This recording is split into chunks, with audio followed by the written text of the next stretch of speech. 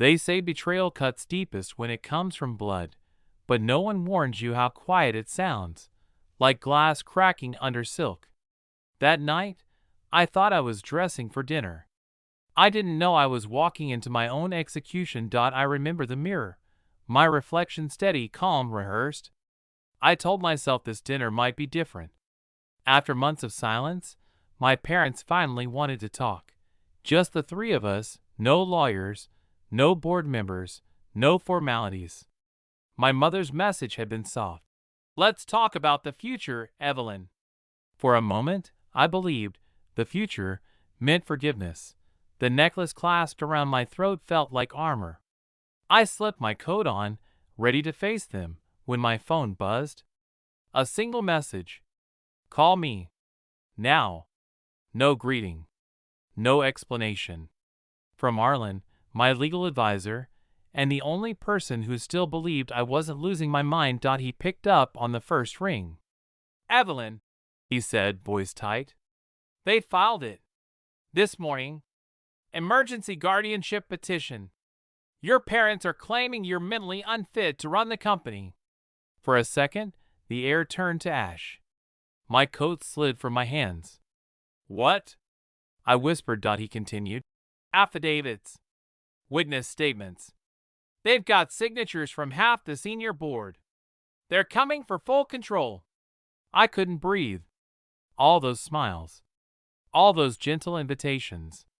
It wasn't reconciliation. It was reconnaissance. They hadn't invited me to dinner.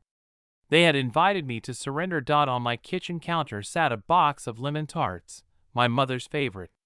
I'd bought them on my way home, thinking maybe nostalgia could fix us. But now, those golden shells looked like mockery, a peace offering meant for people who'd already buried me. I sank onto the bench, phone glowing in my hand. My parents hadn't reached out to heal the wound. They'd reached out to salt it. And suddenly, every moment I'd ignored came rushing back. My father cutting me off mid-sentence in meetings. My mother's gentle laughter when she'd say, Evelyn forgets details these days, bless her heart. The board would chuckle, and I'd smile too, pretending it didn't sting. But that was the trick. Their cruelty was always wrapped in charm. They didn't break me all at once. They wore me down with polish. And I let them.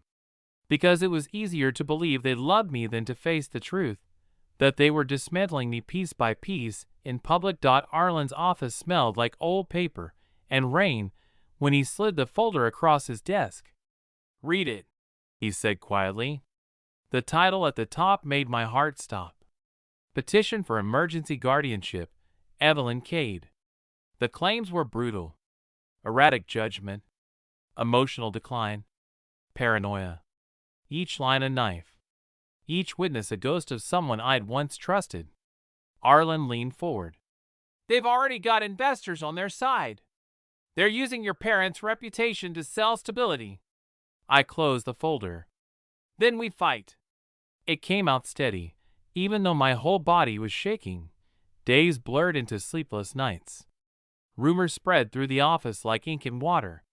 A board member told me, Your father just wants to help. You've been under stress. And I almost believed it, until a quiet knock came on my door. Rowan, one of our junior accountants, stood there trembling, a paper in his hand. Please don't say it came from me, he whispered. The printout was short. Subject, interim transition. Once we assume control, bonuses will be distributed accordingly. Signed, Margaret Cade. My mother. Bonuses for loyalty. Not if we assume control. When? The trap was in writing. The next night, I drove to the estate. The air smelled of smoke and polish. They sat by the fire, side by side, picture perfect, like a magazine spread for moral decay. Evelyn, my mother began, we just want what's best for you. This isn't war. My father nodded. Better to lead before questions are asked. Step down quietly. Let us protect your legacy. I stared at them, my creators turned conspirators. Then I said, You call it mercy. I call it theft. I placed the email on the table between us. Their smiles faltered. Their silence told me everything.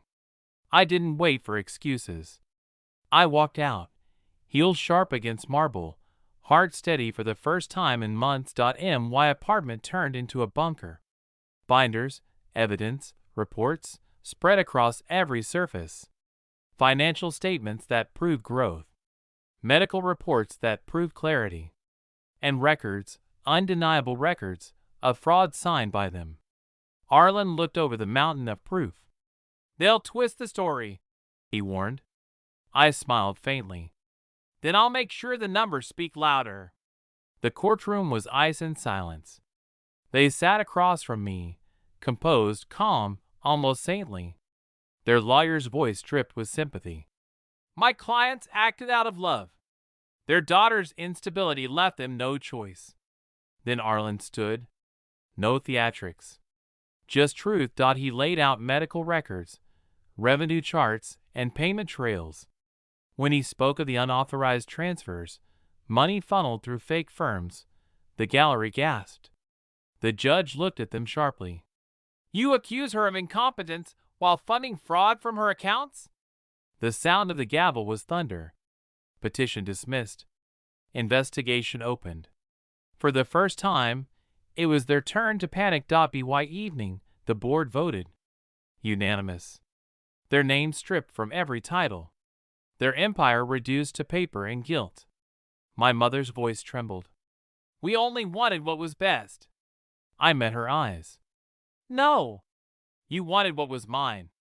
Weeks later, I walked back into that same boardroom, sunlight spilling across polished glass. Every seat turned toward me. No pity. Just respect. For the first time, the chair at the head of the table felt like it belonged. Betrayal didn't break me. It refined me. Because sometimes the fire that's meant to destroy you is the one that forges you into steel. If you've ever been betrayed by the people who swore they loved you, remember, survival isn't revenge. It's proof. Tell me in the comments, would you have forgiven them or burned it all down?